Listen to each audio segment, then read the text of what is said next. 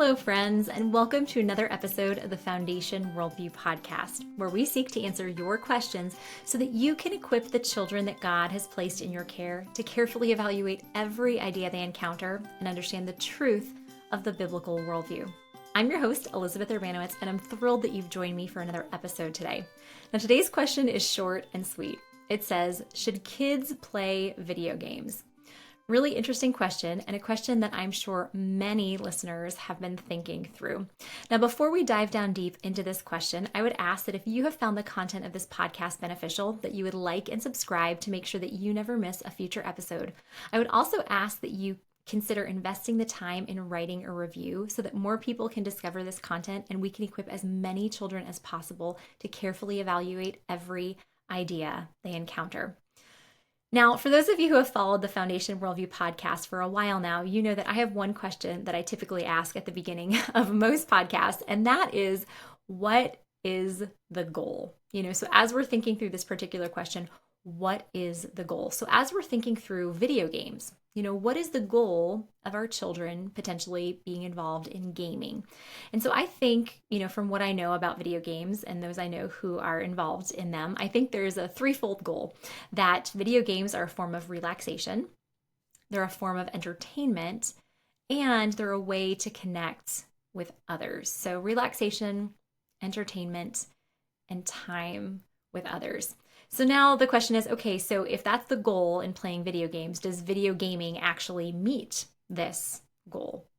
And I would say, our first goal of relaxation, I think, yes, video gaming can be a relaxing activity for people. I personally do not find it relaxing. I am not into gaming, but I know others who do find it as a way of relaxation and enjoying leisure time. Then entertainment. Is video gaming entertaining? Yes, it is. Entertainment, another word for entertainment is amusement. And the prefix means without, and muse means to think. So amusement means without thinking. And so anytime we're entertained or we're amused, we're basically shutting off our minds and just relaxing and enjoying something. And so that is something that video gaming does. It helps people turn off their brains, and do something that's a little bit mindless. And then the third thing, is video gaming actually providing connection with others? Video gaming can be an activity that's done among friends, whether it's done among friends, sitting next to one another on the sofa, or whether it's done online with friends who are just online with us playing on the same team. So I would say, yes, video gaming can provide or meet those three goals. It can meet the goal of relaxation, entertainment, and a common activity among friends. Now, the same three things could be said about other things in our society, athletics, the arts, different types of non-screen-based activities. And so with all activities that are provided for relaxation and entertainment, there needs to be certain limits placed on those, because we cannot spend our entire lives relaxing and being entertained, even though our culture would very much like to do that. That is not how God designed us. When you even think about the 10 commandments, the fourth commandment, on 6 days you shall labor and do your work, and the seventh, is to be holy to the Lord. Now, when you're thinking about that, it's yes, one day is to be devoted to the Lord. Well, what does that tell us about the 6 other days? That those days are to be invested actually in working, that work is a biblical command. And so we were designed to work. So in any activity that's a leisure activity, there needs to be certain restrictions placed on that activity so that we're aligning with God's design for us. I think with video gaming, because it is a screen-based form of leisure, that there are different dangers with screens that are just inherent with screens that are not inherent with athletics, the arts, or other non-screen based activities. So therefore, I think that as parents, we're going to have to place greater limitations and protections over our kids if they are going to be involved in gaming. Now, if you've listened to other Foundation Worldview podcasts, you've heard me talk before about 3 inherent dangers with screens. And so we're just going to go through those again briefly, that there's 3 dangers that come along with any screen-based form of entertainment. And it's also true of video gaming. That the first danger is hindered brain development. that when we are watching a screen and are engaged in anything on a screen, whether it's gaming, whether it's social media, whether it's a show, there are certain regions of our brain that are left out, that are circumnavigated and aren't used during this time of amusement. And when these regions of our brain are not used for long periods of time, what happens is the brain prunes away the connections in that part of the brain so that there's, room for the other connections that are used more frequently. And specifically when we're talking about screen time, the area of the brain that is not typically used is the prefrontal cortex. And the prefrontal cortex is the portion of the brain that's actually used for reasoning, for executive functioning, which means, regulating emotions, thinking rationally, managing time, organizing different things in life. And so if we're allowing our children to game for multiple hours a day, we're actually hindering their brain development, because brain development does not stop until the age of 25. So if we're letting this happen, at the age of 4, 6, 8, 14, 16, 18, we're really hindering their brain development. And this is especially dangerous for boys because in general, boys tend to struggle more than girls with executive functioning. And so boys who already have a greater risk of struggling with executive functioning, they're put at an even higher risk of struggling with this, and not being able to manage their time well, and not being able to maintain self-control, to regulate their emotions, to engage in relationships. And so we need to be careful that we're not allowing our kids to just mindlessly game for hours a day and, just really hinder their brain development. When we're talking about younger children, when this happens with younger children, what the effects of it that we tend to see is children who are more dependent on their parents for basic things, such as picking out the clothes that they're going to wear, keeping things organized in their room, actually having their food cut up for them. So if we have a child who's 9 or 10 years old and we're thinking, what, I still need to pick out his or her clothes every day, or what, I'm cutting up her food at the dinner table, or what, I'm having to do all of the organization in his or her room, that's probably a big sign that we need to pull back on screen-based forms of entertainment. So that's the first inherent risk, which is hindered brain development. The second risk is chemical addictions.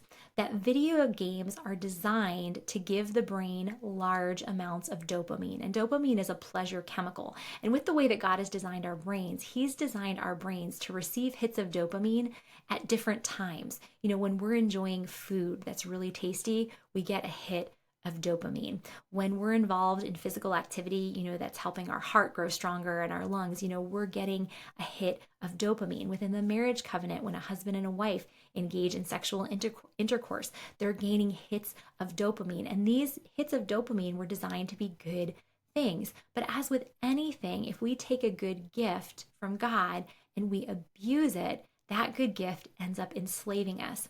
And with video gaming, video games are designed to give kids hits of dopamine at just the right time to keep them coming back.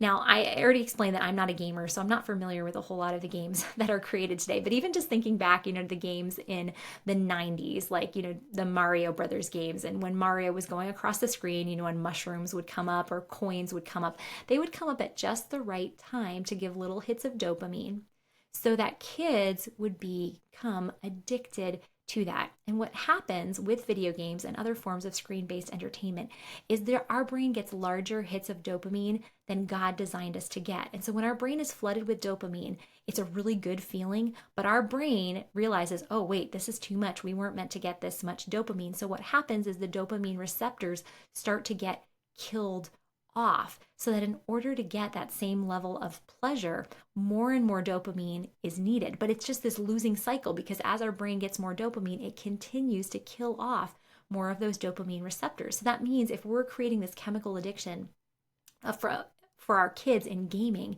things that were meant to be dopamine hits like food and physical activity and sex within the marriage covenant, they're not going to receive the same amount of pleasure from those activities as they would have otherwise if we had actually protected them from this type of chemical addiction. So chemical addiction is the second inherent danger. The third inherent danger with gaming and any form of screen-based entertainment is isolation. Now, as I already mentioned, kids can play video games together side by side on the sofa, and that can be a helpful thing, in some ways for forming relationships. But a lot of gaming is done in isolation, even if it's done with people online and friends in person who are just online. In-person interactions are completely different than online interactions. So we're not actually helping them forge deep relationships when most of their interactions with friends are online. And as I've mentioned in previous podcasts and webinars, research has found that screen usage, whether it's video gaming or watching shows or social media, is always associated with an increased risk of unhappiness, anxiety, depression, and suicide. Now, don't misunderstand me. I'm not saying that if your child spends multiple hours a day gaming, he or she is going to be unhappy, anxious, depressed, and suicidal, but his or her risk for those four things significantly increases the more time he or she plays video games or spends, online just surfing the web or watching shows or on social media. If you'd like more information just on the dangers of screen overusage with children, as well as what happens in the brain chemistry when screens are used, and how to really help your kids not become addicted to screens, I highly recommend that you check out the organization Screen Strong. They have a number of different resources that can just help you understand more about the brain chemistry behind kids' brain development and screens, as well as help you make wise decisions for your family.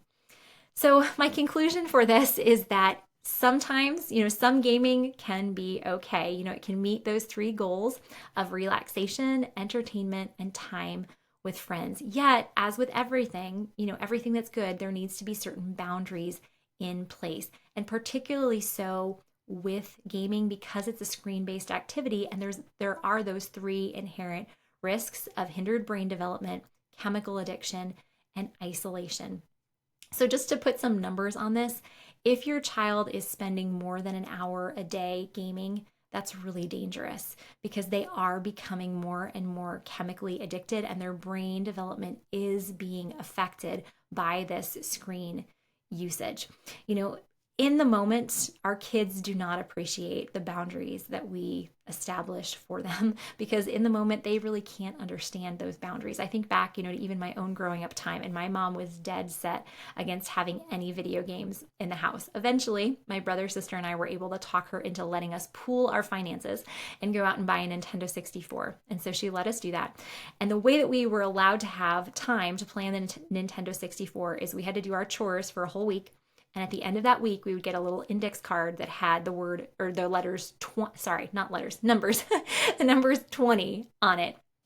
And we were allowed to then turn in that card for 20 minutes of video game time. Now, we were allowed to pool our time together as siblings for up to an hour. So we could pool our time together and play for up to an hour. But it took us a whole week to earn that 20 minutes of gaming time. And I can tell you that my brother, my sister, and I are very grateful for the limits that my parents put on that screen time, and that they really saved us from becoming addicted to gaming.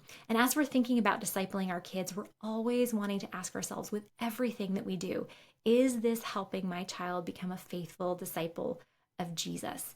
And if it's not, it's something that we want to make sure that we are limiting in a very wise and very developmentally appropriate way. Well, that's a wrap for this episode. But if you have a question that you would like for me to answer on a future Foundation Worldview podcast, you can submit that by going to foundationworldview.com/podcast. As we leave our time together, my prayer for you, as always, is that no matter the situation in which you and the children God has placed in your care find yourselves, you would trust that God is working all things together for your good by using all things to conform you more into the image of His Son. I'll see you next time.